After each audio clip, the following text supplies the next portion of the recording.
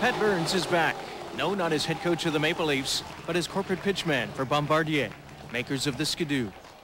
Yes, Pat Burns is back and looking a lot more relaxed, and as you would expect, looking to make a coaching comeback as well. I miss hockey, and I love hockey, and I want to be back into it as soon as I can. Hey, you guys, I remember you guys. Until he can, he's selling himself as a hockey celebrity and still collecting a cool $800,000 in guaranteed salary from the Leafs, a team that hoped to turn a corner when it fired him, but wound up taking a turn for the worse. It's sad. I have still a lot of good friends.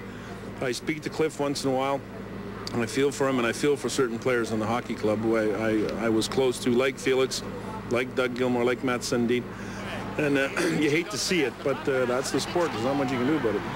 But as a former coach who found himself in a similar situation, Burns is sympathetic to what Mike Murphy is going through. I know Mike's trying to get this thing turned around, and he's gone different ways. He's been the father type. Now he's putting his foot down, and Cliff's gotten involved, and it's a situation where you just have to sit back and wait and see what's going to happen.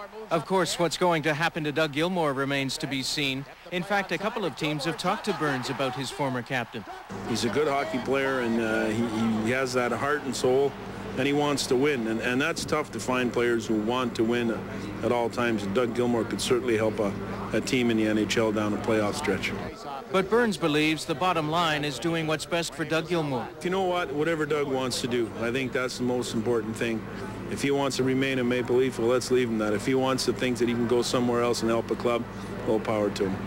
And should the powers that be approach Burns about returning to Toronto? I probably would have certainly thought about it, but I don't know if Cliff would ever give me that call. But, you know, you have your heart is somewhere, you know, and your heart is still here a little bit. And same in Montreal. They wanted me back in Montreal for a while, too. So it's amazing how you become a smarter coach when you're unemployed.